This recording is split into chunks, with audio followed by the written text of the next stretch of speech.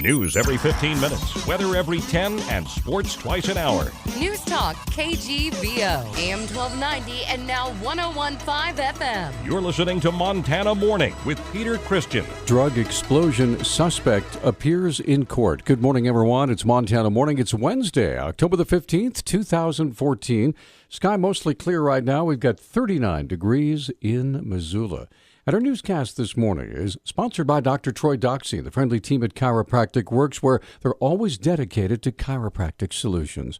Our top story this morning, a 24-year-old man, Patrick Wayne Austin, appeared in Missoula Justice Court yesterday via video from the Missoula County Jail before Justice of the Peace Karen Orzek, charged with numerous felonies.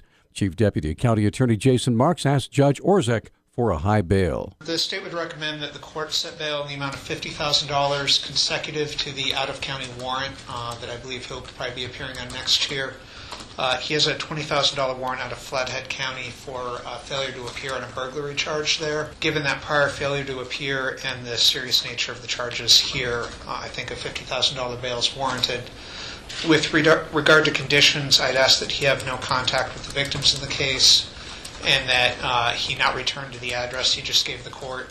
It's university housing, and I don't believe he's welcome back there. Austin allegedly caused an explosion inside a University of Montana family housing apartment on Sunday that resulted in minor burns to himself, Virginia Irvin, and a 19-month-old girl. Irvin told police she ordinarily removed the child whenever Austin was preparing drugs, but was tired and went into the living room to rest. Court documents go on to say, quote, 15 to 30 minutes after Austin started the extraction process, she heard a loud whoosh and looked up to see the kitchen on fire. She realized then that both her hair and her child's hair were on fire, end quote.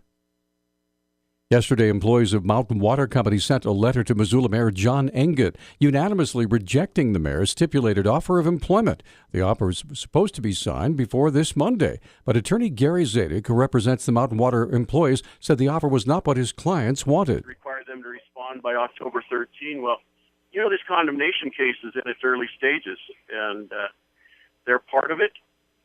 They banded together to protect their wages and benefits and terms and conditions of employment. And so this is their response to the mayor and city council. They met and did this as a group on their own. The letter also states that the employees would rather be managed by Liberty Utilities and urged the city to give up its, quote, costly and unnecessary, unquote, attempt to manage the water system. The mayor's legal team sent a form stipulation to me that they wanted employees that they were willing to keep to sign now that didn't match wages and benefits. The employees believe there's good reasons to keep the company private. They like the private employment. Their wages and benefits are better than what the city proposes. A press release from Zadig's office states that the Mountain Water employees, quote, prefer to work for an experienced water system owner that treats them with trust and respect, end quote. Republican lawmakers are now questioning a plan by Governor Steve Bullock for a $37 million early childhood education program. The proposal would make grants available to public schools to create or expand programs for 4-year-olds. The Newspapers of Montana reports Senator Lou Jones of Conrad questioned whether the program is the best use of state money for education. Republican Representative Don Jones of Billings asked why the program wouldn't just target at-risk children. Montana is one of 8 states without any state investment in preschool programs. Bullock plans to include the funding request in the 2-year budget he presents to the legislature coming up in November. Missoula's St. Patrick Hospital is one of 4 facilities nationwide with rooms specifically designed to care for Ebola patients, as we reported last week. But even if someone in Missoula suspected they had the disease, it could be quite a while before the public ever found out. According to Missoula City County Health Department Health Promotion Director Cindy Hotchkiss, Ebola is one of 68 diseases that does require reporting. The way that it works is basically if a provider was to get a patient into their office and they were suspecting that that patient had Ebola, then they could go ahead and run the test for it. But before they even get their test results back, they should contact the Missoula City County Health Department in our infectious disease office.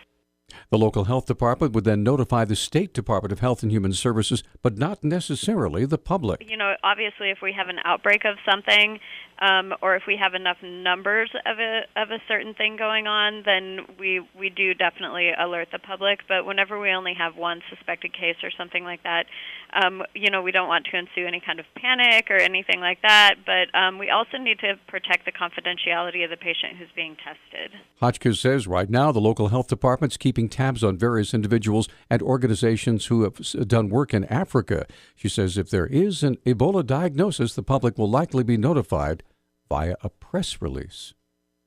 A 20-year-old woman died when a car struck her as she rode a skateboard on U.S. Highway 2 west of Poplar. The Highway Patrol said the victim was skateboarding in the eastbound driving lane about 7 o'clock Monday night when she was struck by a westbound car that was passing another vehicle in a passing zone. The 35-year-old woman driving the car stopped and called 911. The skateboard rider was pronounced dead. At the hospital, her name has not been released. Former Vice President Dick Cheney was in Billings this week, voicing his support for congressional candidate Ryan Zinke. In a conversation with Voices of Montana host Aaron Flint, Cheney focused on Zinke's service as a Navy SEAL Team 6 commander. Ryan would be a fantastic addition to the Congress.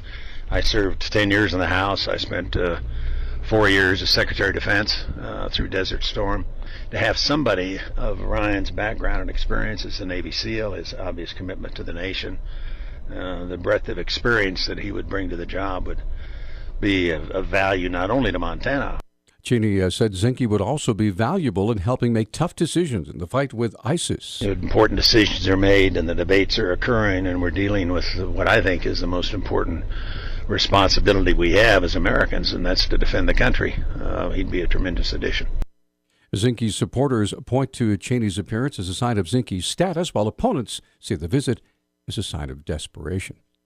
Montana Secretary of State Linda McCullough is trying to get the public to register to vote by using a pre-registration app. We hope to increase the accuracy and efficiency of the voter registration process, and it also will help our election officials by streamlining the data entry process and saving time. Well, it can be used on your smartphones, tablets, or computers, and it allows eligible voters to pre-register whenever and wherever that's most convenient for them. The app may be available now, but wannabe voters will still need to go to the county elections office to add their signature to the document. We need passage by the legislature, so I've had this for, I think, 3 sessions, and so I'll try again this year. Oftentimes, the county can't read the registration. People have filled it out. They can't read the handwriting, or they've left stuff off of that. But that takes up a lot of time in a busy county clerk and recorder's day. The pre-registration app can be found online at the Secretary of State's website. Newstalk Times 610. Newstalk, KGVO. Missoula's official weather station. Mostly cloudy skies with showers and a possible thunderstorm this afternoon. Winds will be breezy with wind gusts up to 20 miles per hour. Temperatures will be cool with their highs in the low 60s. I'm meteorologist Brooke Foster for KECI 13, your first alert station.